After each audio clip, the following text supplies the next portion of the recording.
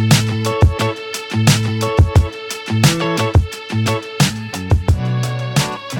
and welcome to the Ring It On podcast. I am Jordan from XO Sounds, and thanks for tuning in. Today, for the first time, we're talking tunes, we're talking music, we're talking DJs, we're talking good vibes, and we've got my very good friend, the one and only Lawrence here.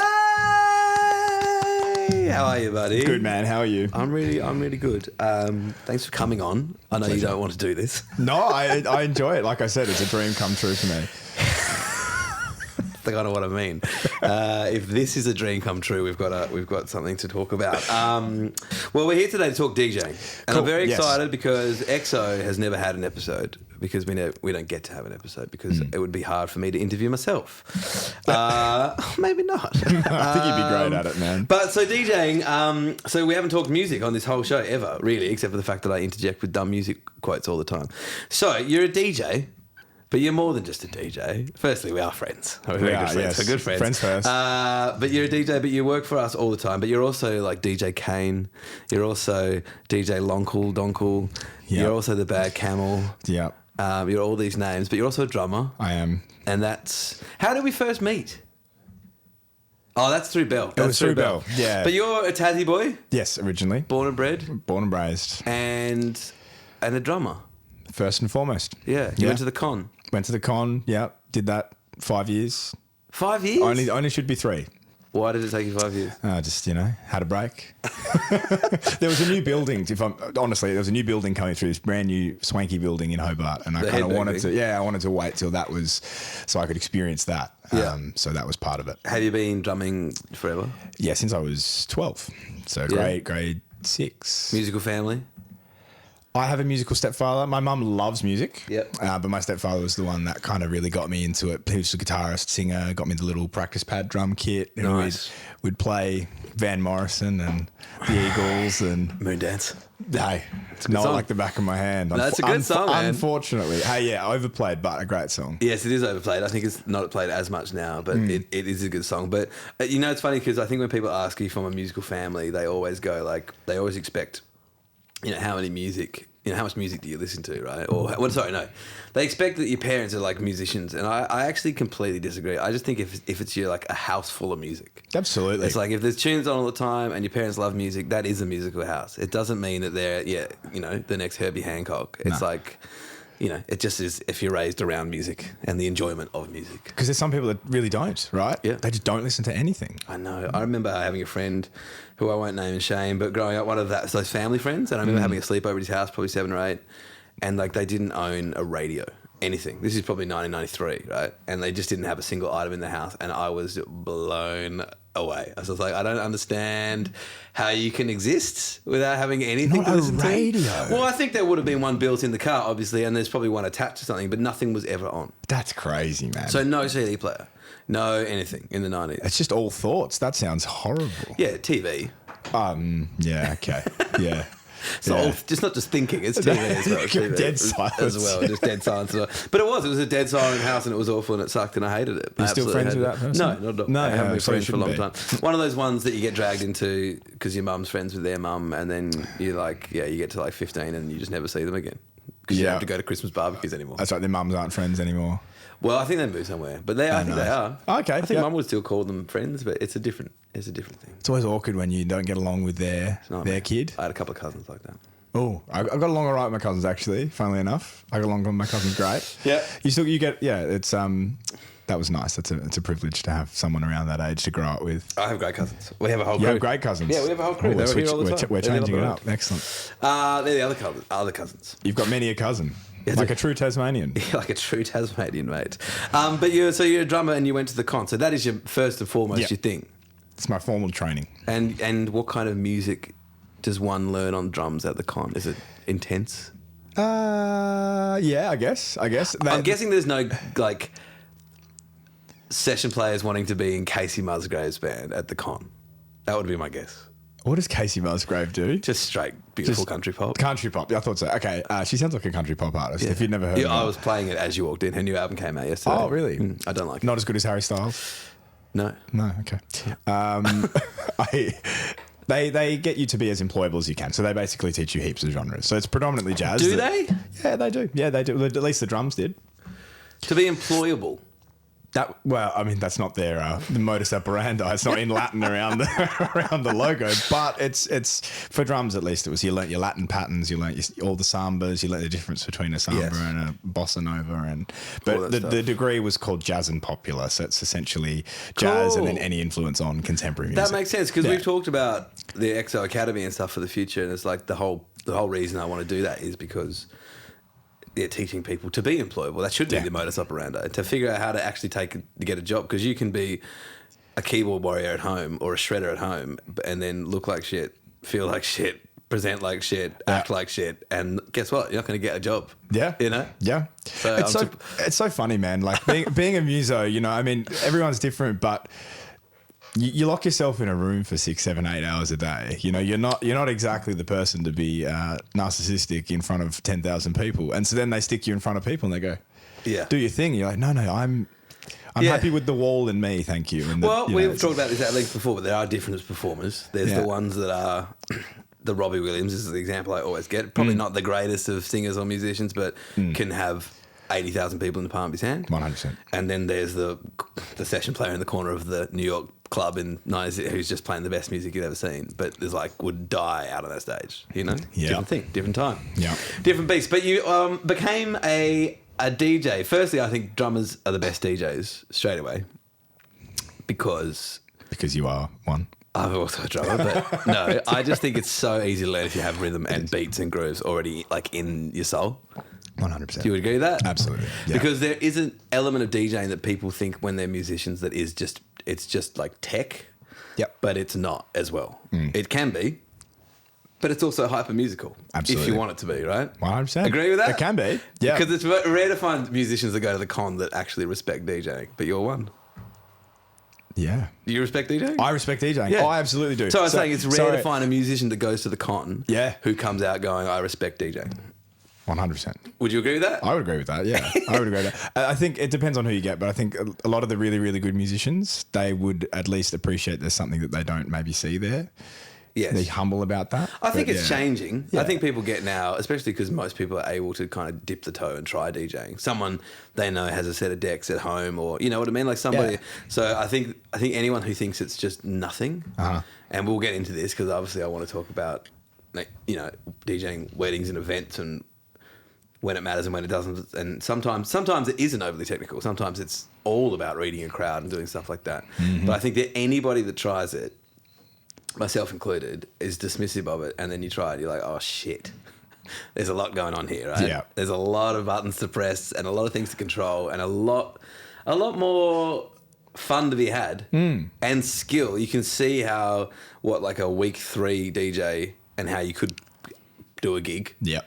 And then a 3-year DJ and what the difference is between that. Absolutely. And it's not just the speed of pressing buttons and shit, it's everything in between. Yeah.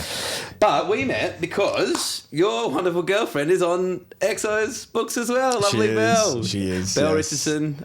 Shout out. Yeah. That's what I was talking about before with the AI. Yeah. So Belle was on my books. I remember having a coffee with Belle when I first moved back and being like, hey, I need people to do this. And she was like, that sounds great. And then she started doing it. And then she did that awkward thing like a year in or 6 months in being like, hey, my boyfriend would like to DJ. And I was like, get out of here. That's a horrible introduction. Is that how it feels to you? Is that what it was? Yeah, well, it's how she posed it to me. She's like, oh, the guy that I work for said he was looking for some DJs. I could put in a word for you. Did you DJ at the time? I had some decks because I was up in Townsville for 12 months at the time. So Doing what? I was in the army band. Drumming away. Yes. What's that like? On the front. It's very cool. It's basically like school, except you just play music instead of do other subjects. Do you have to do any army stuff? Yeah, you got to do army stuff. Like what? Kill people. What's your interpretation of army stuff? That's probably a better question. My assumption of somebody in the army is just doing fitness stuff, routine stuff, and practicing for something that's probably never going to happen. Thoughts? That's pretty much it. Is it? It's pretty much it. Yep. Except for us, we practice for things that do happen, which are gigs. Yeah. Because they need the fanfare and stuff like that. Yeah, you're never going to be like a 1700s American Civil War battalion drumming out, Yeah. I still don't quite understand what the point of that is.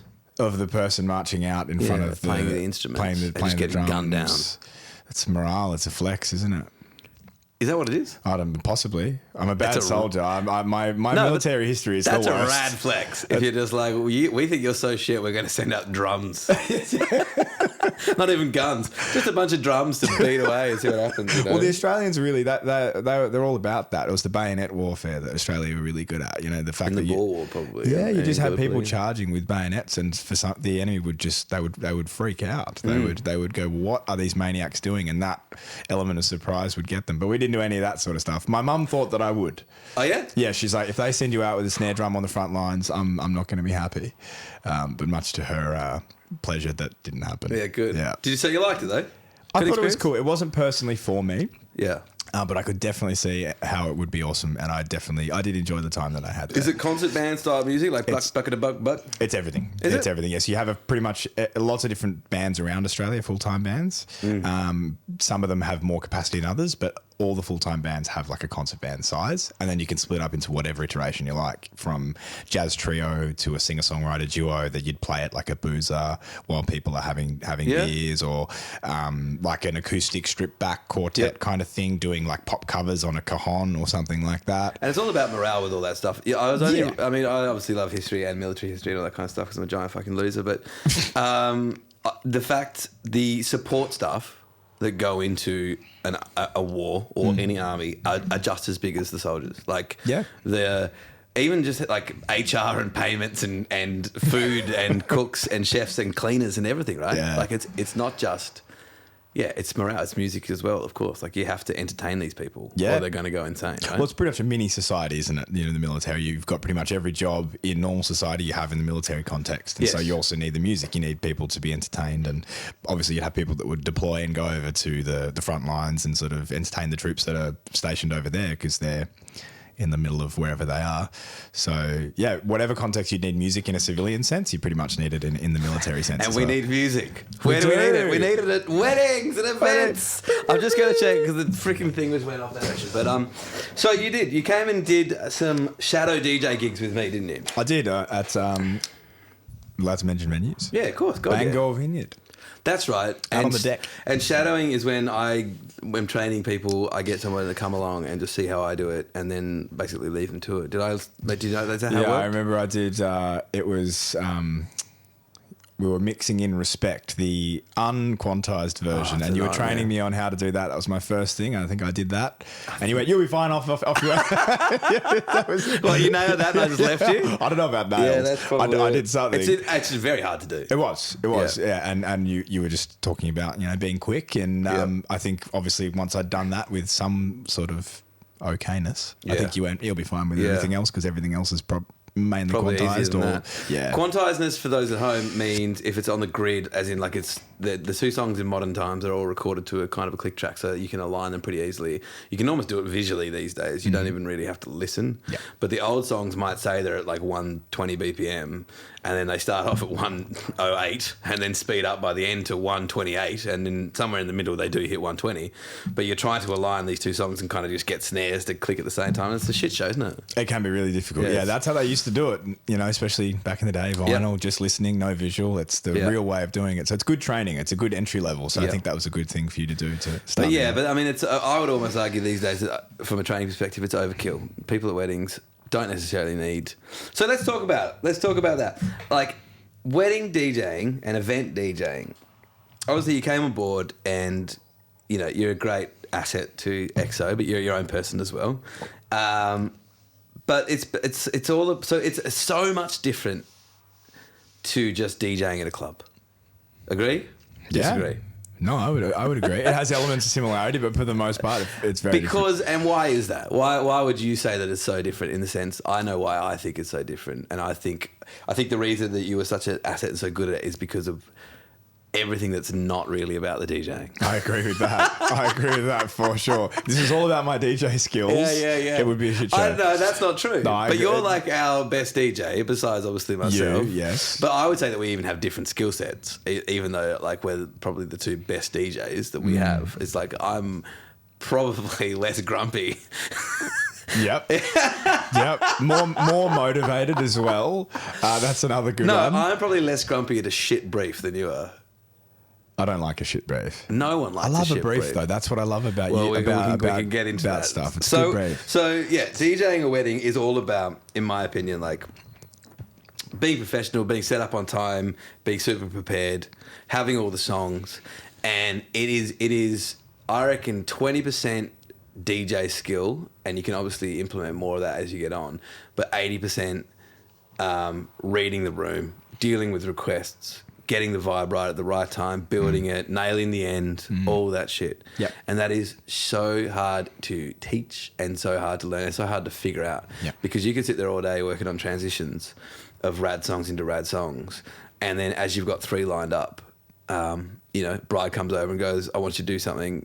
Bridesmaid comes and goes, she wants Taylor Swift, she wants Love Story. And you're like, oh, I was holding that because that was going to be like the one before the exit, because that's normally how that goes off with a bang. Because Love Story by Taylor Swift is a filthy, awesome ending banger, correct? Incredible song. It's such a banger. Incredible at the song. end. It crushes. If you're a Swiftie, I'm not going to play it. We're not going to play it early because it's the one at the end. Yep. Shake It Off. Play it anytime. Whatever. Who gives a shit, right? Yep, during the ceremony. Let's talk for a minute about Taylor Swift and DJing weddings. Okay. If you're a Swiftie, Taylor Swift is a very difficult artist to DJ. She does not have many songs in the realm where you want it. Would you agree with that? Yeah, I'd say so. What songs are you using from Swiftie? I mean, I probably would have only played Shake It Off in a handful of times. Yes. Really not that many. Love Story has an ungodly amount of plays on my record box. Some of the new stuff I've noticed, like some of that, the Fate of Ophelia, I can mix that in because that's 125 BPM. Yeah. I think what people don't think about at home is like Cruel Summer, one of the biggest hits, is 92 BPM or something like that. And so you can, right? Mm-hmm. So you can only put that with hip hop. Pretty much R&B town. Gold Digger can go into it, but you can't do Style, which is my favourite Taylor Swift song, is like 104, 108 BPM. It's kind of dead air, and it doesn't kick off like you'd think. No. And then the slower love songs don't kick off. She's a very difficult artist. Yeah. If someone comes up to me and goes, massive Swiftie, the bride wants to hear Taylor Swift all night, I've really only got 3 songs for her. Yeah. And I think that sucks. And what are they? Shake It Off. Yeah. Love Story. Yeah. Now, maybe 4, like Fate of Ophelia, and I can do Cruel Summer into something hip hop. Yeah, Cruel Summer's a good shout. If you have a brief, and we ask all of our EXO, we have this detailed like briefing system where we ask all of our clients to fill out a full document saying, well, what's on the brief? It's like, send us a guide firstly, which is the best thing, but sometimes it's not the best thing because it's just 100 songs, and we already like. I think the genres as well. We go, there's 5 or 6 there. Yeah. And they're like R&B. What are they? R&B, there's wedding bangers, there's noughties, 90s. Yeah, there's pub rock, there's modern dance, and you can kind of select how much out of 10 you want that and want that to be followed. So if you're a Swiftie and you said no to R&B in your genre selection, well, I'm fucked. 100%. 100%. You don't realise what the choices that you've made, how that's impacting your dance floor. Because you can. I mean, you know it. You can do it. Your DJ Echo Out as well. You know, that's your alternate name. No, I kid. I'm DJ Sam Pell. I'm DJ Echo Out. Where's Wally? Yeah, Where's Wally? All these names. But no, obviously you have a few tools in your set list during that time where you can sort of utilise those awkward BPMs, but it's not something you want to overuse, do you? You know, those big washes that you can use to switch up the BPMs. You don't want to use that too often. So sometimes we can get away with that, can't we? But it makes our job a little bit more difficult when we're sort of planning those sets. Yes, and I think I think that's kind of what I was talking about before when I'm saying it's like the DJ art. If you're a Swiftie that just wants to hear Swiftie, the art of DJing is kind of going to be minimised. And I would say this, and this might be controversial, but that's kind of similar with the whole pub rock genre.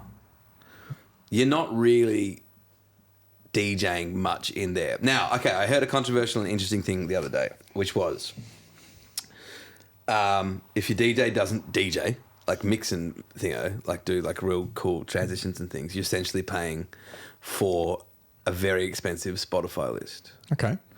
Now I really disagree with this, but what do you think? So the argument is that if your DJ isn't doing active cool mixing, is that right? No, I would disagree. Yeah, I would disagree. If I were to pick a side, yes, disagree. Yeah. I just think that what they're missing in that thought process is that, and I had someone as well be like, oh, AI is just going to eliminate the DJ element, right? So why would I bother learning, right? Yeah. And AI can definitely mix, but what AI can't do is control an annoying person from taking charge of the system. Maybe better than us. You know what I mean? Maybe they can. Maybe, but they can't, unless you locked it, you can't, you can't, AI can't read the room and see if the vibe needs to switch, or AI can't, prevent or do a quick request fly on the change flow. Now, someone on a Spotify playlist could, but there is so much more to the DJing there. And I get that pub rock, is my least favourite genre to mix because I find some of the songs are a little bit dated and uninteresting. Yeah. But also there is no real mixing, really. The songs aren't designed for it. You know, they're long songs that en masse. They're and longer. what are we talking about here? We're talking about any K-San, Meatloaf. I mean, any of that sort of stuff. You don't Living on Prayer. You want to hear the key change. Do you know what I mean? And that happens in the last end of the song. And so it's mixing halfway through that. If it's not working, like you said, if you're noticing the vibes down, then sure, you can sort of do your thing. But I'm not actively playing two songs at the same time. I'm not playing Kiss and Bon Jovi like together. There's just too much happening. And also, I mean, a whole nother conversation entirely, but the mixing quality, the mastering quality of these songs, they're very dense. There's not a lot of space, whereas in pop, there's quite a bit. If you strip the vocals out, you can layer two songs together. It kind of sounds cool, 100%. But in those songs, there's just so much happening. Yes, but it doesn't. Yes, it's a real tough one because it does turn you into a bit of a Spotify playlist overlord. Yeah, on the day, but you still have a role. I think so. It's never going to be the greatest DJ set of your life, but you still have a role to play there in controlling people. And whilst people could hire a speaker and get a list, I think that they're missing something there. You're relinquishing control. You've always seen it sometimes at the end of the night. We'll have those people that want to continue on. They have their Bluetooth speaker. You're packing up and they've all got the iPod. And the iPod, wow, I just dated myself there. I'm 10 years older than you, I was born before the 2000, I have one still somewhere. Yeah, they're great. They'll be worth a bit. But they're at the end of the night, they've got their Bluetooth speaker and someone presses the cue and they cue the song up and then someone comes over, that's a shit song, I'm going to change it. And that is what would probably happen. Yeah. Like you said, if you'd locked it or something, you'd had some sort of facial recognition from the bride or the groom. They can override, but it's not. It's a hard thing. And when people do that, they look at you and they go, I get it. Yeah. I have such a pet peeve, by the way, with the speaker at the end. I have a pet peeve when somebody has told, like on a brief, not to play certain genres, and I've avoided, and it mostly comes into like modern clubby dance, like Fisher or Fred Again or something like that. And then all of a sudden I finish with Love Story or the Grease Mega Mass or some shit, right? And I'm just like, oh, whatever. And then all of a sudden it comes on like a cool song that I really like, and everyone's just like, and I'm like, you fucking assholes. Like, I could have been doing this all night, and you just stopped me, and now that's what you want to hear? Like, what are we talking about? Dude, it's massive. It drives me crazy. Yeah. If they play Fred Again afterwards and they said no to any of that sort of stuff, I'm having a quiet teary on the car ride. You do take it quite personally. Do I? I think you'd really care. Well, I think my reaction then, just to answer your question, I clearly took that personally. I think you really care about doing a good job, which is why you're a great asset to I do care. Probably a little too much, though. I would agree with you. No, but it's one of those things. Like, I remember I had a horror wedding a few years ago. No, it wasn't a horror wedding, but had been told, and we actually changed our whole strategy after this. So within the realm of the EXO brief, we also ask, how much do you want us to stick to it? And we didn't always have that. And I was told on a brief not to play like nostalgia, like no Spice Girls, no bangers, no whatevers, no like that. And I was like, okay. And two of their mates were DJs and wanted to jump on. And so I'd been having a real tough time sending people away. Right. Like going like, can't do this. I've been told not to play this. And then these guys get on and just do that, and it just crushes. Yeah. And I was like, I was sitting in my car, honestly, deeply upset. Like, just like, I ended up leaving. I think that was the one I ended up leaving my equipment there, just letting them have fun because I felt like I'd done such a bad job. This one. Yep. And I just like, but I'd done a bad job based on the requests of the couple, which is why we implemented the how much out of 10 do you want us to be able to have flexibility on this? Because I do think there's an element, and we do know what we're doing. And if something's not working, it should be our job to go, this is dumb. Yep. And, move on from them. Like just go like, I'm going to do some of this for a while. Because a lot of people, I think, say no to R&B in particular because they think it's going to turn into some weird club situation. And what they don't realise is R&B is the fucking best. It is. It's arguably one of the best genres. It is the best for DJing. Yeah.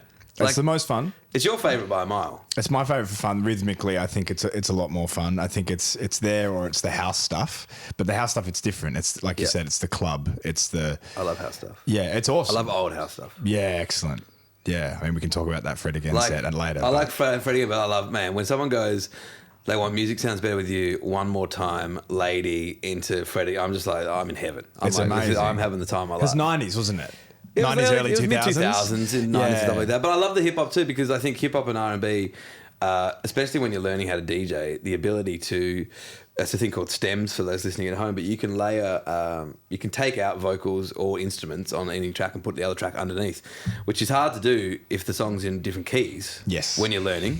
Yes. But guess what? Rapping, so like you can just leave, like you can leave a Kanye verse and just go boom, or a Jay-Z verse and Crazy in Love and put in another song and you're in heaven. 100%. And you're, as the DJ, going like, yeah. Yeah. And people look at you and they go, Yeah. It's something that's really big, isn't it? It's the trust thing with DJing. I think that's probably the biggest thing that I was going to mention today. Yeah, sure. That I've been thinking about was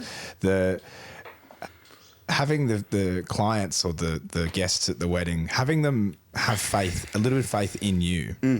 Goes such a long way. And I think, like you said, that's something that the AI can't replicate, is that especially I found if I've played there and perhaps I've drummed before, you probably get this a lot because you do the guitaring and the singing as well. Mm-hmm. They sort of have seen, because DJs have a bad rap. I think that's true? among the general public, especially those of the older generations that we get at these weddings, the parents or the aunties and uncles. So I almost feel like I have to almost prove myself a little bit. To be like, I do know what I'm doing. Yeah. I'm not just going to rock up and play house or just all the music that I want to do, as much as I'd love to, but that's not what we're here for. And I know that going into the gig. But when they trust you, when they kind of just, you have this sort of communication with the crowd, when you play a song that lulls them for a sec, you know, because we've all had those sets where we just smash them from start to finish and they gets to the end and no one has energy, whether they have special things on board or not to keep them going. They'll lull. Yeah. They'll lull. You know, 100%. 2.5 straight hours of dancing. I mean, we've spoken about this all the time. It's too much, even if you are altered in some way. It is really difficult for people. Yes, 100%. So tough. So, but just having them trust you a little bit, I think, goes a really long way. And you know, those gigs that are really good is when you just have this connection with the guests where they trust that you know what you're doing and they let you do your thing. Yeah. Because sometimes, like I said, we have moments that lull, we have moments that build. They come up to you with song number 3 and they go, can you play some 80s? And you go, no, because 80s is so excellent and I'm going to put that in a little bit, but I'm probably going to smash it a lot at the end. Yeah, you know, like you said, Love Story 3 songs in. That's not how that song is designed to be played. And that's a really good point and quite a good insight you make about like that trusting thing. Like I do find that, I obviously am in the position where I've played nearly 90% of the time already for them. Yeah. You know, DJing is like, I have way more bad gigs in my head. Always win, but like it's my acoustic stuff. Because I think people, when you're playing acoustically or drumming, they go, oh, this guy's got skills. Like, he's talented straight away. I don't particularly like the song, but look at him singing and playing. That's great. I tried to do that once and I was awful. And right? Yeah. But when you're just playing tunes and they're not what they want to hear and they're not what they like in particular, you do kind of have to win these people over and you're kind of in your head. And that's the battle, I think, with the brief versus the crowd versus the particularly the oldies. I don't want to smash the boomers because I'm not far from being one. But Jesus Christ, there's something about that the older generation that just do not want to respect anything that they don't know. Yeah, they don't understand it, do they? If they don't know the words and haven't heard it and love it, they're annoyed and they go to the wall and they will not engage. I think our generation and younger are quite content with just vibes. You know, like they obviously love to know it, but they're also just having a good time and they don't need the song to be the song they know. Yeah. You know, I've seen it a million times, but like, and even that kind of desire they have to kind of come and ask you to stop doing what you're doing, even when it's working. Yeah. You know, like I was saying this on a pod the other day, but I'll never forget absolutely crushing it at a gig 50 people, young people, going nuts to probably Usher's Year or something along those lines, having a ball. Yep.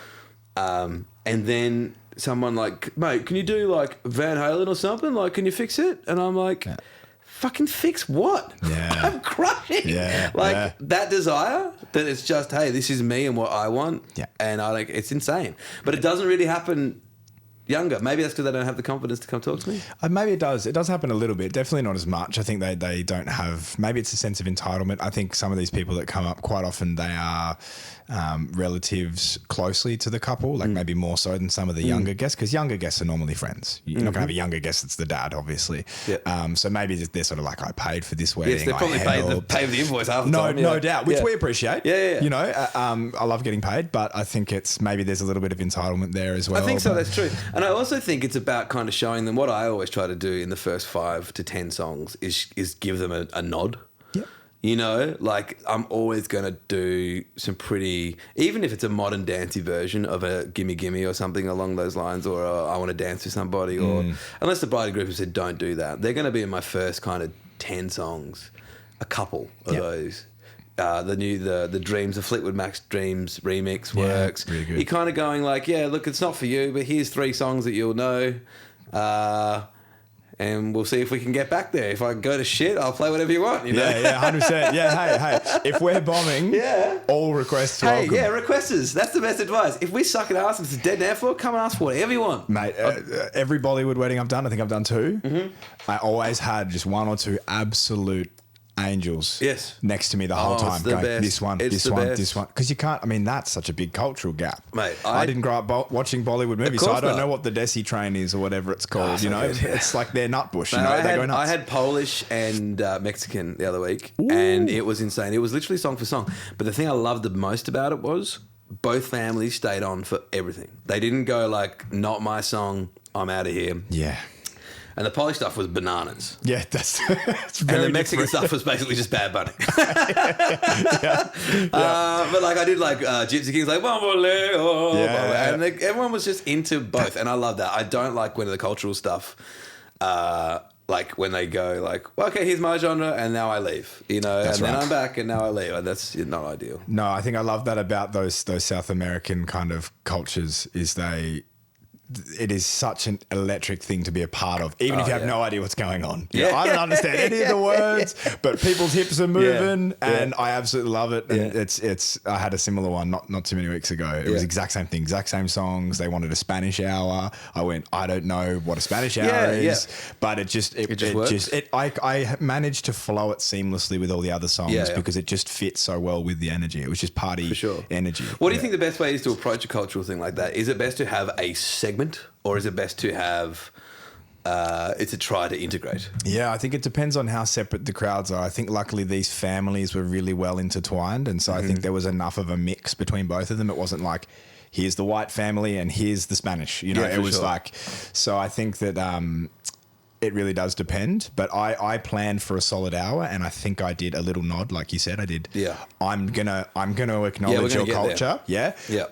But bear with me. And that was enough. And they were on board straight away. They're like, this guy gets it. You know, obviously I had a lot of guidance from the couple, which really helps. We have to. If you want cultural songs, we're more than happy to do it. I've done every like ethnicity under the sun I can think of. Everyone you can think of off the top of my head, I've done it in the last like 10 years. But we got to have a list.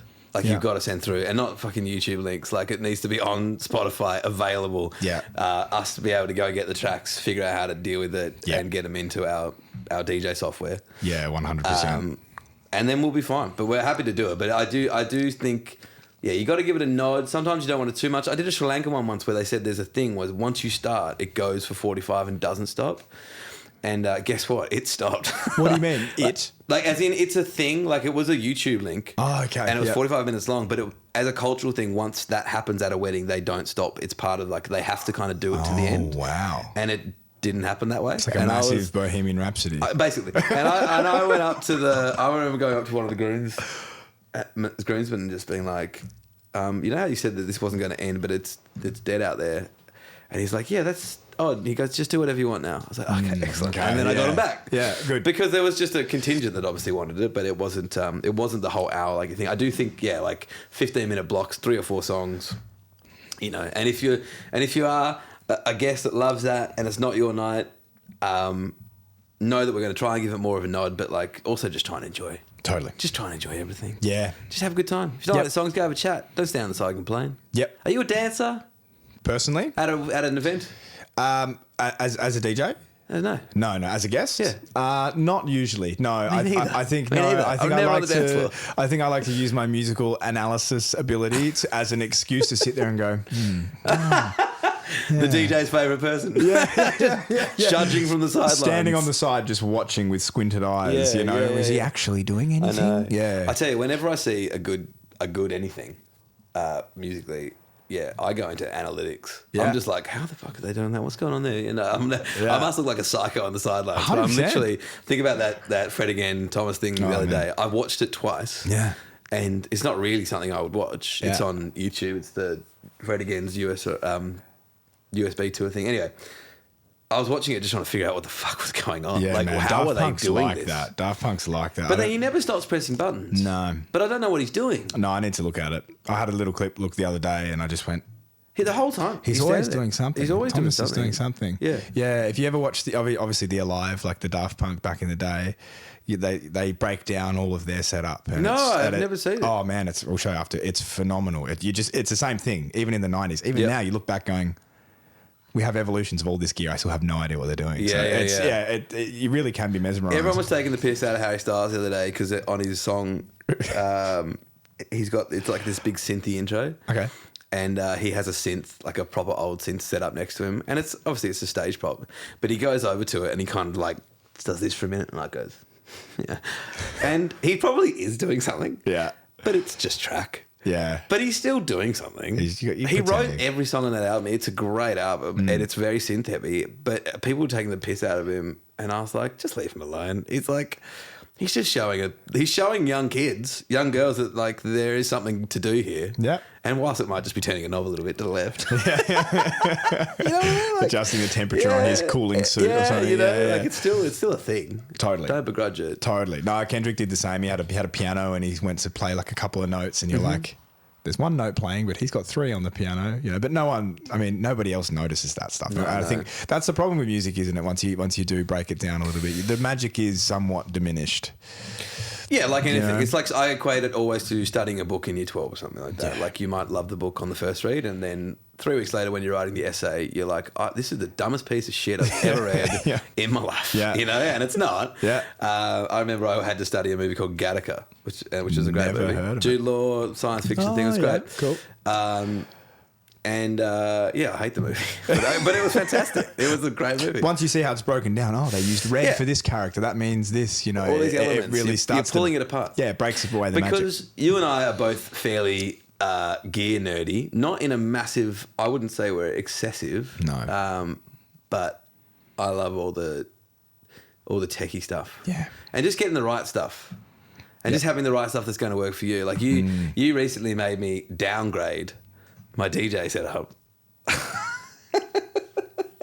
Just keep talking. I'm interested to hear this downgrade and how it's going for you. To the Flex 10s from the RX3s because of the ability to have 4 channels and use the stems with the buttons. Interesting downgrade. Go on. Best downgrade I've ever made. Best downgrade ever. Cannot use the RX3s and have a good time as like I used to. No.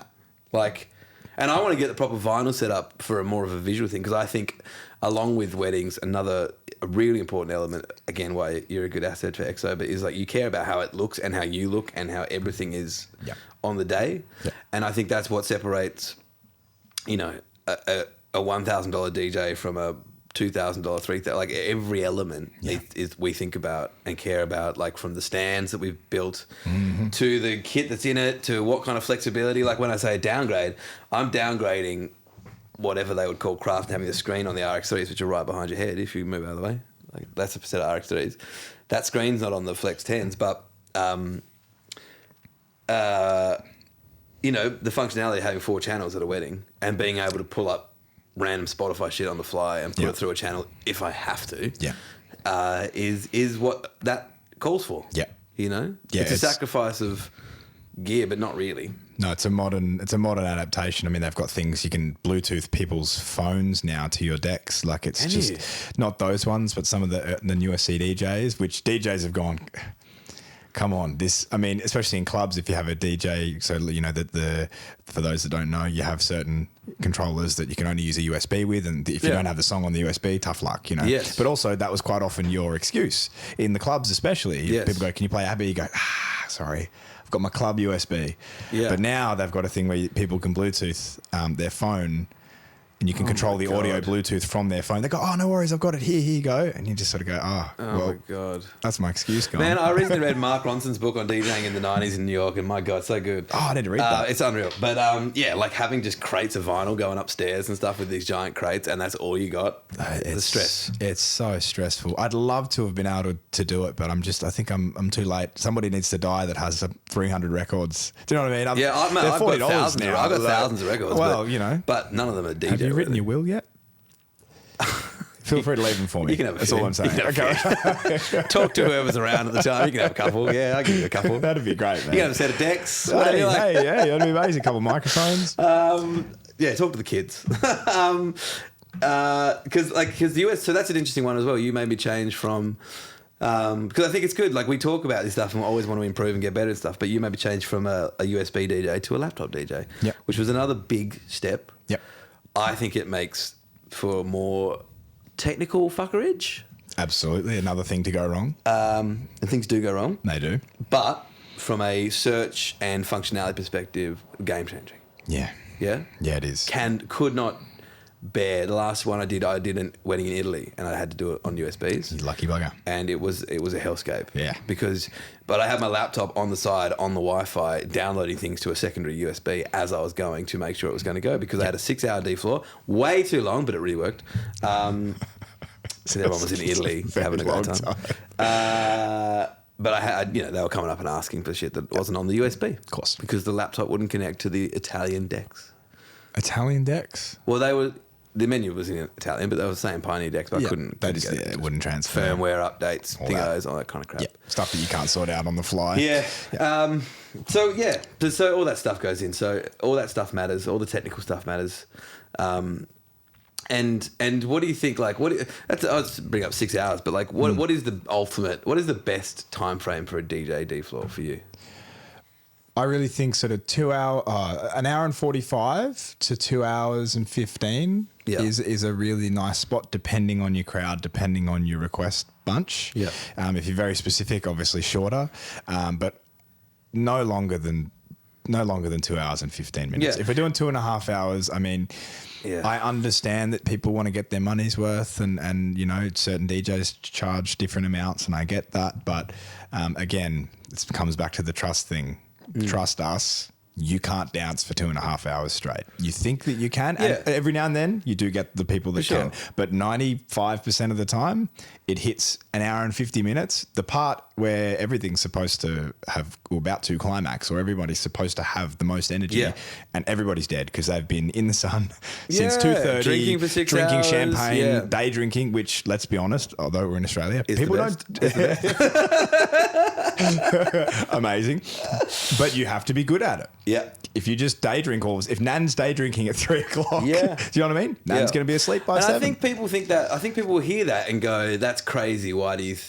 That sounds like." I think people think that we're trying to get out of our job, but we're still there. We're just trying to make it better for them. Yeah. We're trying to absolutely crush it. And I think people should understand that with all our 5-hour packages, we really are assuming it's going to be 2.5 hours at the end. The first couple of hours of background music, bridal party entrances, mic for speeches, Atmos, doing anything that needs to be hit, champagne tower, cake cutting, all that kind of stuff in between speeches. But the D floor element doesn't kick off until first dance onwards. Yeah. And if you don't have a first dance... Oh, please. Try and have one. I'm so glad you mentioned it. Yeah, go. Something, an event. We need something. An event. We need something. It's like when you don't have an MC. People are smart, but they need to be told what's happening. They need to be told what's going on. Yep. Okay, if you don't have an MC, hire an MC. Pay the extra bucks to get us to do it. Because it's just you just can't kick. Maybe you can. Maybe you can kick off a dance floor without a... You can, but essentially what you're doing if you don't have a moment is all of a sudden randomly just turning it up a bit and playing a bit more of an upbeat song and hoping that it's going to hit. Totally. And it's a bit of a luck of the draw. And, you know, you could go from like a certain BPM and then just hit like Uptown Funk or something and just much louder. Yeah. And then people kind of got it. But it just doesn't work in the same way. And you're absolutely right with the MC. Why? So we charge a little bit extra, very minimal extra for the MC because it does require us to be often in two places at once, doing two roles at once, and have a lot more preparation on the day, like double down on names, talking to photographers and back end room staff, and going up to the father of the bride, making sure that he's all ready to go for his speech in 20 minutes. Like it takes your role. People don't really understand that. Yeah. I think in America, DJs and MCs are always one, and in movies they're always the same. But it's really not the way in Australia. No, it's not. I will always take over MCing if the MCs go and get out of control, but it really is a different job and a different role. Yep. And it spreads you really thin for being able to nail what you need to nail, even on the dance floor at the end and stuff like that. Yeah. Finding out like having to play a song, run up and find the groom, go, cool, we've got the exit coming in 5. Is there anything else you wanted to hear? Or, okay, cool. And do you want the last song on? So that's something to talk about. The last song, so there's 2 elements to the end of a night. I call it the last song on the D floor and the exit song, and it's going to be updated in all our brief songs. But these are 2 different things. Mm-hmm. The last song is the last song that you're on the dance floor to, and the exit song is the song that you're running out the door to, which doesn't really matter as much in the sense that organising any kind of archway, sparkler, exit, tunnel thing takes 5 minutes. Because if you jump on the mic and announce, hey, thank you guys so much, you know, and it's... Okay, guys, grab your coats. We're gonna, you know, it's like it takes fucking time to do it. Yeah. So it's not a natural flow of that. So I think bride and grooms need to think about that exit song as like, what do they actually want to be on the dance floor? What's the last song they want to be dancing with their crew to? Yeah. Rather than what do they want to go out the door to? Because they're 2 different songs. They are very different. And that out the door song, you only really get however long it takes you to get from point A to point B of the archway or whatever it is that you've made. So you're not hearing the whole song, you're hearing the chorus. Exactly. You know, so it's exactly. Don't do a 7-minute extravaganza. Yeah, and there's so many things we could talk about with audio production and stuff like that. But I think we should just touch on a couple of things of like setup wise. Any notes? Where to put you? Yeah, say stuff. Lots. There's lots. Corners of the rooms, it's good, but just it's difficult. I don't expect everybody to understand how mics work and how speakers work. Long story short, if you have a microphone that's too much in front of a speaker, I'm obviously telling you stuff you already know. If you have a microphone that's too close to being in front of a speaker, you'll get feedback. You'll get that horrible screeching, that horrible thing that everyone goes, oh, and it's horrendous. So just trying to plan around that can sometimes be nice. You know, don't have the DJ completely up one end of the room and don't have, you know, your speeches in front of them. Again, some venues just don't facilitate this, and I always carry spare speakers so that we can work around it, so we can change, so we can put a speaker. If the bridal table's 400 kilometres away, we can put a speaker there so you guys can hear the speeches. Obviously, that's the most important thing. But just give us a spot. Give us a good spot. Give us somewhere that has plenty of room that people can dance to. But there's certain venues that we have that don't throw us in another room entirely. Yeah, well, what do you think about that? What do you think about that separation? Because I had Gussie on here talking about it, and we're kind of in two minds. And sometimes it's amazing, having the rave cave kind of thing around the corner. Yeah. If it's going to be a situation in which, but I actually hate it because it does give people the choice of being on and being off. Yeah. And if you give them the choice, they're not going to be able to accidentally engage if they like something. Totally. So it does. If you have that separation, that is the downside to it. Yep. But at the same time, if you've got a situation where you're going to be right next to Nana's table, it's going to be chaos. Yeah. And there's another room that you could turn into some kind of cool dark vibe. You got to be dark too. Dark lights. Yeah, please don't have lights. Get the lights down. Yep, everybody's sweaty and probably drinking and has had heaps of food. We don't want to see what you look like. No. You don't want to see what you look like. We don't mind. But for them, it makes people more comfortable. What do you think about the DJ light add-on? Is it worth having DJ clubby lights? Yeah? Absolutely. It makes a massive difference. Yeah. Mobile DJ look or not. School disco look or not, you know, depending on what you think about that. I think it makes a massive difference. Because that is the thing. It does turn it into a bit of a school disco. And wedding days often are trying to avoid that kind of thing. But it's also real cool. It is really cool. I think maybe when the DJ rocks up and we set up and you've got the lights there, people kind of go, oh, this is a bit lame. But by the time everything's done, you're emotionally drained because you've had speeches, you've had your wedding day. Yes. You do just want a little bit of fun and some colours and some dim lights and some dancing with your friends. And it does suit. Again, trust. Yep. We're not going to put something in there that's going to be bizarre and going to be sure. silly, you know. Obviously, you know, the company that you know I work for a lot, which is you guys. XO Sounds, mate. XO Sounds, yes. Or any companies that they do this all the time. Yeah. You know, we do this all the time. Yes. You've done 4 million weddings. I've done about 800. 800. So it's probably your first, maybe second wedding when people are having a wedding. Do you know what I mean? And with all due respect, this is your first time. Trust me. We've done this before. So, but I think the lighting's great, man. I think it's great. If we could have smoke machines at venues, sure, that would be cool. It's pretty much impossible, by the way. Please don't bring a smoke machine. You hate those sparkler things too, don't you? Those indoor dry sparkler things are not good to inhale, team. Please don't put them in a non-ventilated room, or I will not be DJing. Because you're also DJ Kane for the Hurricanes. Yes, I got you this gig back in the day. I appreciate it. Very fun. Because I was not interested in sitting there watching cricket, pressing play on Katy Perry's fireworks every time they got a 6. But you have turned it into your own thing. It's a big thing. I really enjoy it. It's a lot of fun. Do they have fireworks there? Yeah, they do. Are they real? Yeah. Right, so they're not fireworks, like that. Flames, dry sparklers. What are you playing there versus what are you playing? Like, are you just doing banging club stuff there most of the time? It really depends. It's very, very similar, actually, funnily enough, to the weddings. I think you need to read the room. You need to read broad demo. Broad, very, very broad. Yeah, because you don't. It's cricket. It's obviously 2020 cricket. I don't know. There's probably not a lot of cricket fans out there, but it's the dark horse of cricket. It's the TikTok of cricket. It's the short form. Cricket's traditionally long form, like you said. Boring, but the short form, it's trying to get it more engaged, more kids, more colours. It's over in 3.5 hours, so you can still go home. So they're trying to make it more accessible. So for me, it's quick, it's fast, it's like you said, broad demo. We'll have everything from TikTok memes, sounds that kids know, to stuff that dad who's brought his kid to the cricket will sit there and go, oh, Creed, nice, cool. Nice. Yeah. So could you say Creed? Yeah, whatever it is. I Take me higher? I think, I've done it. See, hey, if Jordan comes to the cricket, he's going to be very pleased. Oh gosh, that's good. You should come. You should come along. Actually, you've been a couple of times. I think. I had to sit through 8 games and do it. You did have to sit through them. Yeah, it's very, very fun. Though. It's very reactive. I think we've been given a lot of license over the last couple of years, Gussie and I, to go a little bit more in our own direction. Yes. Do you remember that netball one that we had to do and how much that was? What a shit show. Very difficult, man. That's a fast-paced game. Well, that's more fast-paced than basketball. Because I got you into the jack jumpers once. Yeah, you did that I did one of those. That was awesome. That was a great time. I remember that email coming through and they were like, "Can you do the jack jumpers?" I was like, "Definitely not," but Lawrence probably can. Yeah. That was and the reason hard, I wouldn't want to go to the stress. That was very difficult. Yeah, basketball was very fast-paced. The netball was almost. Well, the netball had the restrictions too, and they're like, "We want this to be like a jack jumpers game," and then.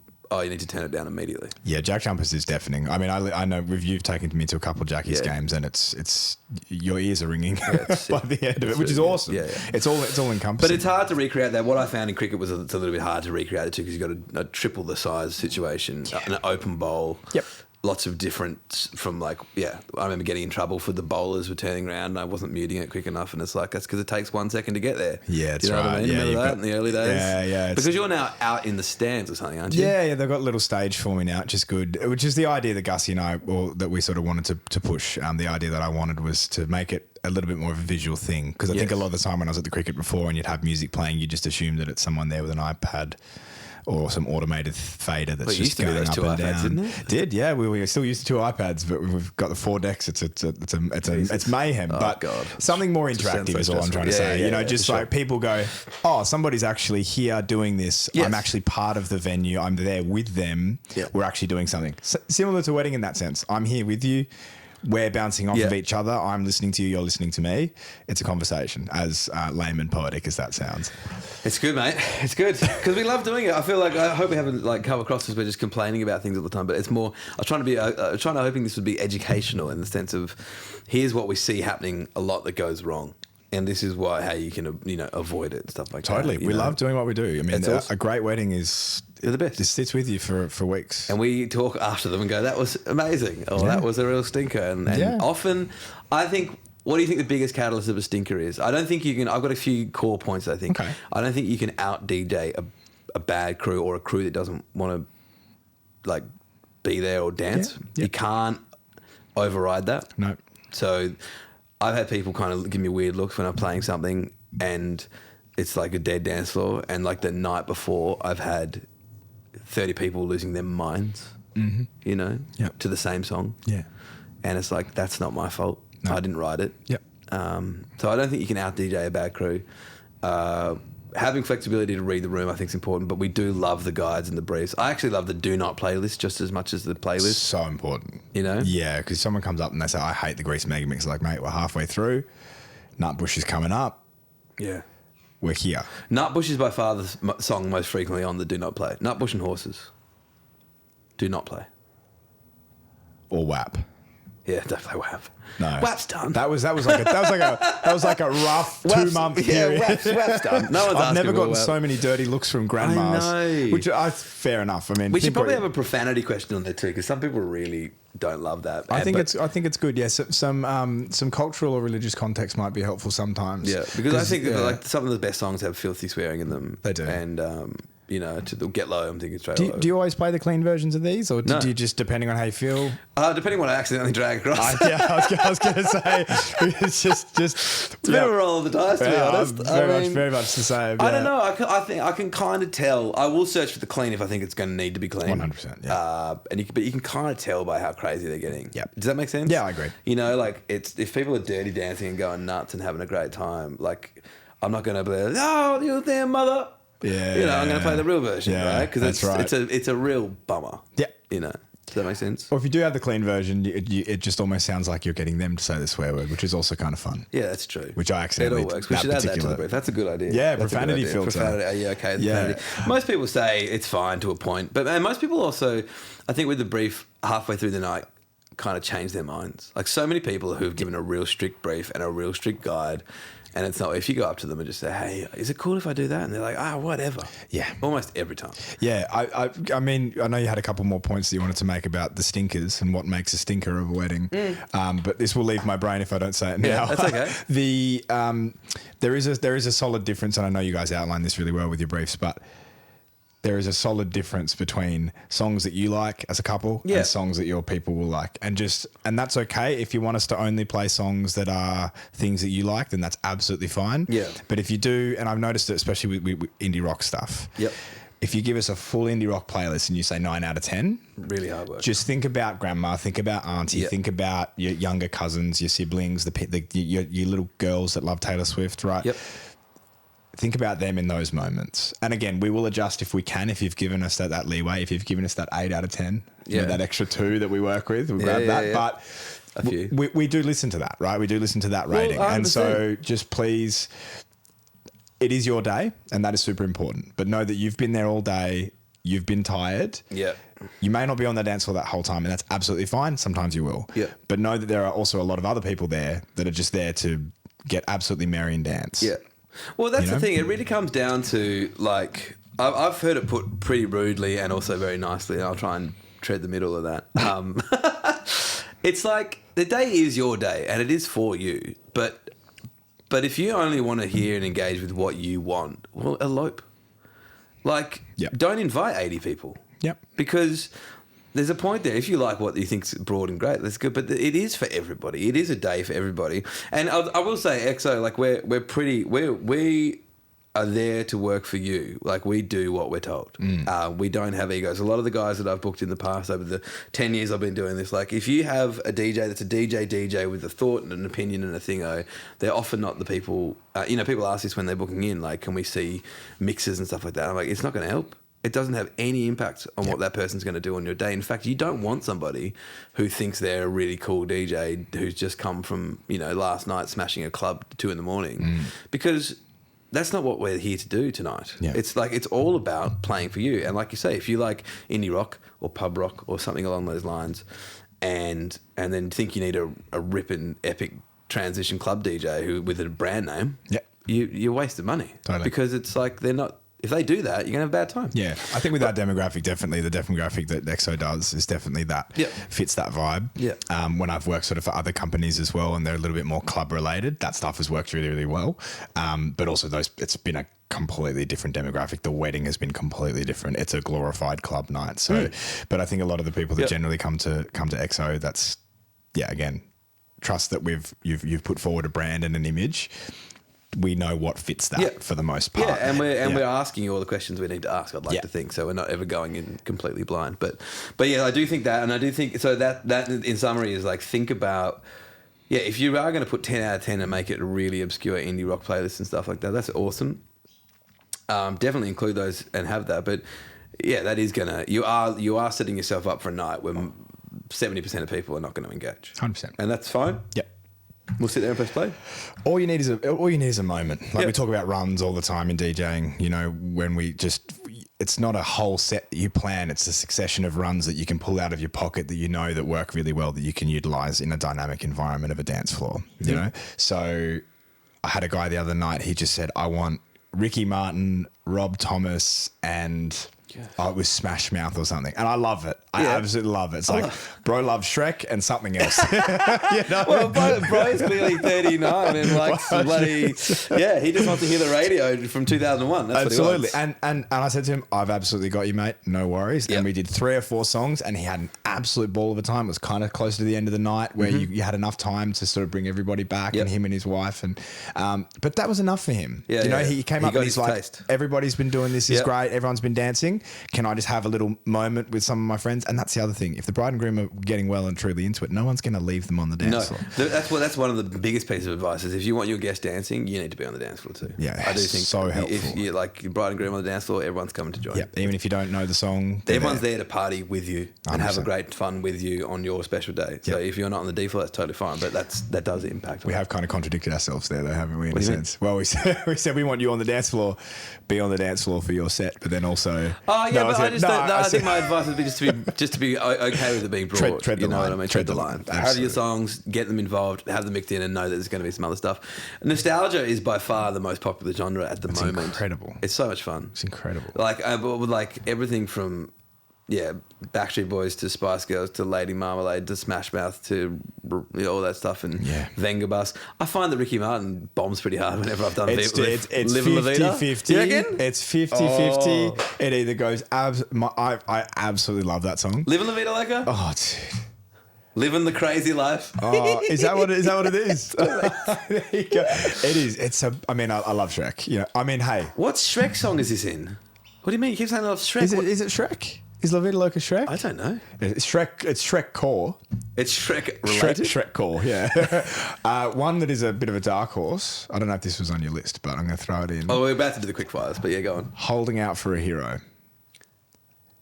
I've never DJ'd that in my life. I've DJ'd it twice, and every single time people have lost What's their that? I need a hero. Yeah. Really? Can I tell you another one that throws me all the time? Slice of Heaven. No way. It doesn't go off, does it? It does, and I don't know why. It shouldn't. It's a good song. Don't get me wrong. No, yeah, 100%. It's just weird. It's not a D floor song. No, it's not a D floor song. And I've done it twice recently. Crushed both times. Bizarre.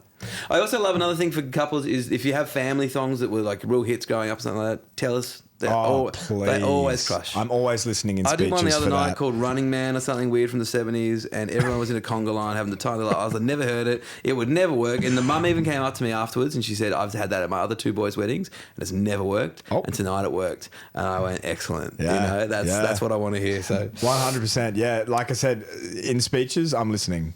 You know, if there's a song, there's a song that the groom was dancing around to with no pants on when he was 3, I'm playing that song. 100%. I'm always listening to speeches too, or any call out. Like everyone always says, like, remember when he was rapping to like 50 Cent? And then I'm dropping as soon as I see that groom on the D floor, I'm dropping, whatever it is. You know, like 100%. You're not getting away scot free. That's a good example of our job. and why we're professionals and why we get booked a lot and why we work well is because hearing that and listening to that, you know, is part of the gig. Totally. You know, like being switched on to go, oh, there's a reference there that I'll bring in or something like that. It's hard because you're an outsider. All these people know and probably know and hopefully love each other. So it's very difficult. I mean, families. But so it is hard to not feel like an outsider. I think, you know, if you're an MC or if you're playing music, if you're at the ceremony, you've got that connection. You've got that little joy and you were there for that moment. Whereas sometimes when it's the DJ only package, which is I get that a lot. Yep. I'm rocking in after all the good stuff's happened. And so I've got to try and pick up the vibe of these people. I've got to try and figure out what they do and they don't like, what they are like as people, and give them something where I'm like, I'm here for you. I know your names. Yep. That's about it. So I've got to try and connect with you somehow. 100%, yeah, it's a good time. 100%. What were your other two things? I can't remember. Okay, fair. Well, I mean, I can't remember. I think the one was just like, I think the main thing was like, yeah, who's it for? And if it is just for you, that's fine. But like, just be prepared. Totally. Also know that, we don't take it personally if it's dead empty dance floor. It's all part of it. Long dance floors are going to ebb and flow. They will. Try and keep them short and tight. If you really want it to be like a rocket ship going to the moon, it needs to be under 2 hours really. Yeah. Any longer than that, and it is going to ebb and flow, and it is going to be because you just have to play more varied songs. Yeah. Placement in the room, lighting, all that kind of stuff. I think is all super important to facilitating a good vibe. A good guide list, but with a bit of flexibility. Yep. These are all good pieces of advice. Do not playlist is really good. Huge. I find it really helpful. If I get a broad guide list with 85 songs on it, and then a do not playlist with 6, I've just learned more from the 6 than I have from the 85 that I was already going to play. Yeah. You know. Yeah. The 6 tell me more than you think. But all right, let's do a quick fires because we've got long, which is good. But let's do a couple of quick fires. All right. What's a song that always works no matter the crowd? Gimme, gimme, gimme. Agreed. I used to say "Don't Stop Me Now" by Queen, but that does not work every time. Yeah, not always. Older people don't like that, weirdly enough. Really? I also think, can I add another one? Yours is "Gimme Gimme." Mine is "Man, I Feel Like a Woman." Always good. That's very good. Always works. That's actually, I argue that's a better choice. "Gimme Gimme" crushes. Yeah. Absolutely, everybody's going really well at the moment. Is it really? I'm getting that a lot, and I'm sort of like, oh, do you want that? I don't know. Do you want that? Okay. What's a song that you secretly hate, but you have to play it and you know it works? A song that I hate that you have to play because you know it works. Oh man, that's actually really tough. I actually can't think of one. Mine would be Love Shack, but I actually don't play it. I absolutely love Love Shack. You love the song Love Shack? I love the song Love Shack. I think because I used to play it in the band, and it's just funny memories. Okay. Memories, I actually really can't think of one. Okay. Sorry. We had a question in from Rory from RJ Bridge. We have a few questions in here from people. Sweet. Hello, he Rory. said, what do you really think about Eagle Rock? Yeah. I take my belt off for Eagle Rock. Now, those of you that don't know, there was a tradition, I think it was Melbourne or Queensland, where all the dudes would take their pants off, or at least put them by their ankles. They'd keep their underwear on. But they drop their pants. They would drop their pants.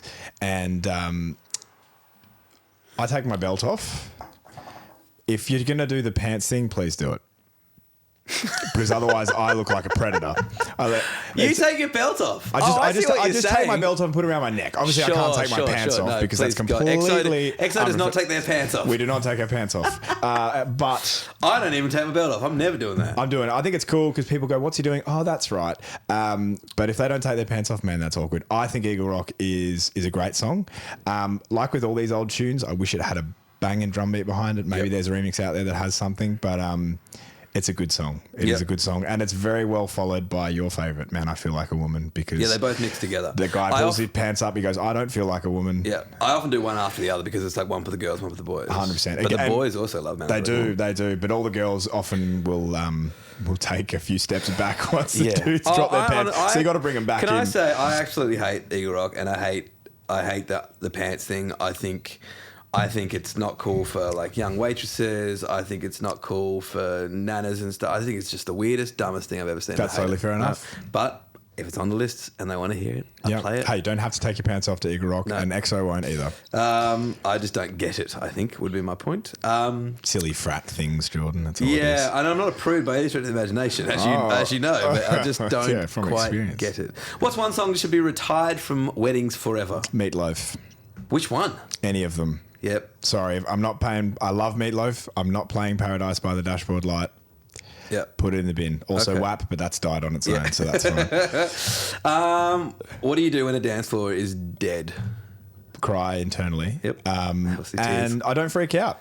Yep. I let things happen. I think if I adjust too quickly, it looks like I'm apologising. Sometimes the dance floor will die, and that's just a natural part of the dance floor. I agree. There's a guy I follow on Instagram, and he's called DJ 24/7 or something like that. And he's a rat. He's this British guy. And he's just sick. He's this big black dude, and he's just like. And he had this one post one time. It was a couple of years ago, and it was so inspiring. And it was him at his wedding, and he's like one of the most highly in demand wedding DJs. Or whatever. And he was there just going, and he's like, "Don't worry about a thing, man. They're gonna come back. They're going to come back. Just keep playing the bangers. They're going to come back." And I was just like, you're right. He's right. Like, it's not your fault. Yeah. Like, just let it happen. It's going to be all right. You know what I mean? Totally. Yep. Do you plan your sets in advance or you freestyle on the night? Freestyle on the night. Yep. Yep. I obviously organise everything, make sure that I have my do not plays, have your requests, have all of that stuff. But I like to be dynamic in it. Like I said, I think if you come in pre-planned, you don't know the people, you don't know the venue, you don't know the vibe, you're going to set yourself up to fail. So like we said, we have our little blocks that we can do. We know runs of particular songs that work well together, but I like to be dynamic in the moment. Do you think guests notice a good DJ mixing? Yep. Mixing? Yep. Yeah. I think easily. That's absolutely they do. Yeah. If you get the nod from Grandpa, yeah. That's I'm sorted. I love it on the exit when someone they come and go, "That was so." That was actually really good. You're like, thank you. It's people downplay it. It's essentially we are creating the atmosphere for the end 2 hours, 3 hours of your wedding, and it's make or break. Yeah, you need to be switched on. Yeah, 100%. What's the worst request you've ever had? Do you remember? Oh, gee, it was probably "Call Me Out." Second last song, "Call Me Out." Yeah, and "Call Me Out" doesn't work. It went absolutely bananas. Did it? Yeah. Wow. I was actually messaging Jordan on the gig. I was actually messaging Jordan. I was phoning a friend because I needed some help. I said, "Jordan, the bride has requested 'Call Me Out.' I'm about to play 'Hey Ya.'" Oh, so I think good. it was Brightside was currently playing, and "Hey Ya" was coming. So you having a great time? It was everybody was losing their absolute marbles, Yeah. and she goes, "I need you to play 'Call Me Out," and I just went, "This is going to kill me." And for some reason, it went harder than anything went that night. That's amazing. So, well, there must have been something going on there, I would say. There must have been some kind of backstory to that. Yeah. Because it doesn't hit. Yeah. I never play it. I DJ'd it like twice early on, and it just doesn't have the beat or the mixing or the mastering. It just always flops. Yeah. Don't know why. 100%. But it's just I love the song. I absolutely love the song, don't get me wrong, but that particular context in request, it was shocking. How do you manage pushy guests that won't take no for an answer? Maybe I should answer this because you're ruder than me. No, I think I'm really good. I think I've gotten better over the years. I think that it is really difficult. It's a dynamic situation. You might have somebody that may be under the influence of alcohol or other substances, and you need to be, and you still need to be professional. Yep. I think that it's, depending on who it is really important as well. If they're obviously closely related to the bride or the groom, then that's something that you need to take into consideration. I use the bride and groom as much as I can because I know that they're generally on my side. They're your buffers. They are. And so I sort of say, I need to get requests from them. I need to get, the green light from them. If they're really pushy and they're bad enough, you just let them do their thing. You just let them say what they want. And you go, yeah, no worries. That's really great. The hostility is only going to make anything worse. So I think if you are quiet enough, if you are relaxed enough, I think it generally just things will simmer down. Yeah. I've never had any crazy untoward things. It's just a pushy guest who just keeps requesting the same thing. And sometimes you need to have that conversation with them, Jordan. You've told me about this many a time. It's the you're not going to be rude, but it's like this isn't about you. Okay. Obviously, if something's working, the context is important. But if the dance floor's working and you want me to play a particular song that's been maybe requested to not be played or something like that, whatever the situation is, you need to realize that although I appreciate that and maybe I really love the song that you're requesting, I'm here to serve as many people as I can, the greatest amount of people. And I don't want to disservice them by satisfying you because you really, really want this song. And I try and put it onto them in as nice a way as I can.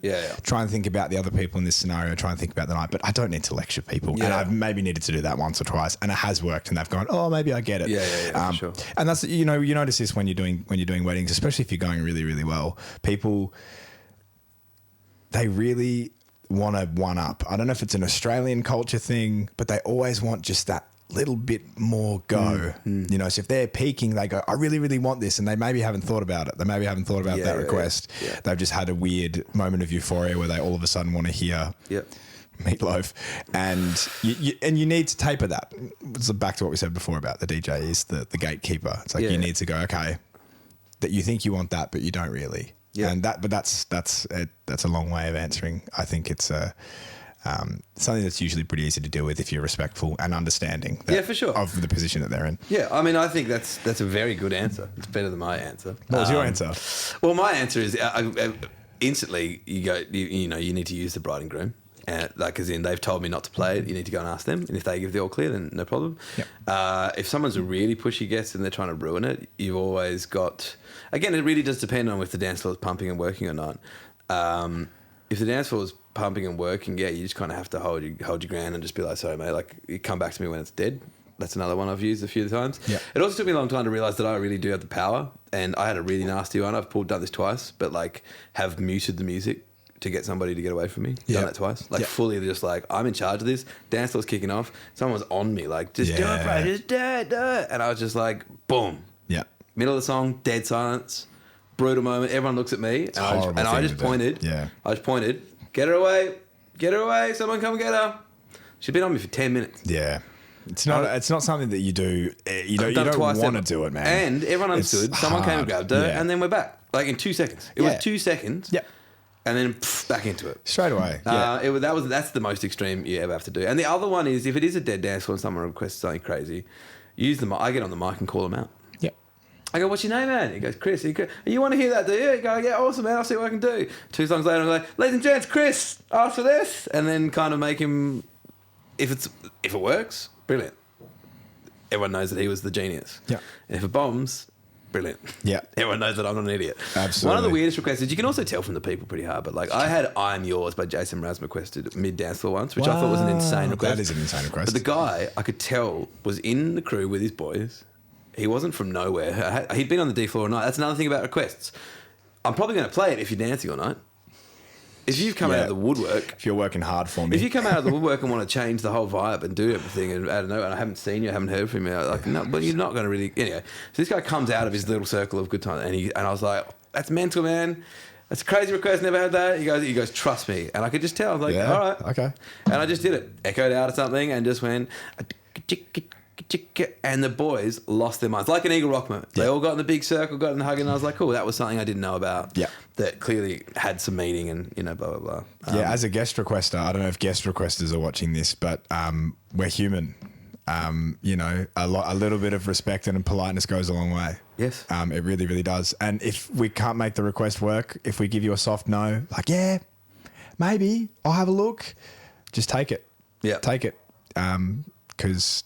hey, maybe you'll come up and request a song that is actually a good thing and we'll play it. But if you're an ass, you're not getting it. I love it. If you're an ass, you're not getting it. All right, I'm just going to finish with the last few songs. All right. These are just going to be songs, and they're going to be overplayed or essential. Okay. Overplayed or essential. Overplayed or essential. Mr. Brightside. Essential. Eagle Rock. Essential. Nutbush City Limits. Essential. Sweet Caroline. Overplayed. Usher's Yeah. Oh, neither. Okay. It's not overplayed and it's not essential. Uptown Funk. Essential. Shut Up and Dance.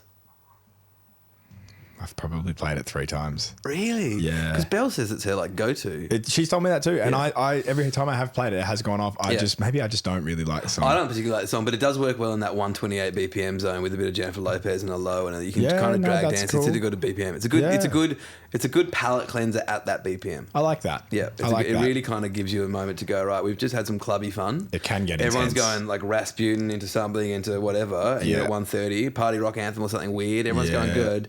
And then you can do you can bring in the intro to Shut Up and Dance. Yeah. And it kind of brings Nana back. It does. It does. That's a good shout. You need those upper BPM palate cleansers. I want to dance with somebody. Essential. All right, that's it. You've been great. You've been excellent. Well, thanks so much for coming on, man. You're a legend. Thanks for having me, man. I appreciate it. We love you. And I hope this has been informative. I don't know. I hope so. I think it's been good. I hope so. Probably more questions than answers for people, but we'll just have to do it again. Yeah, that's it. Round two. Well, if the feedback is you guys are a nightmare, now I've only got more questions, then we'll go from there.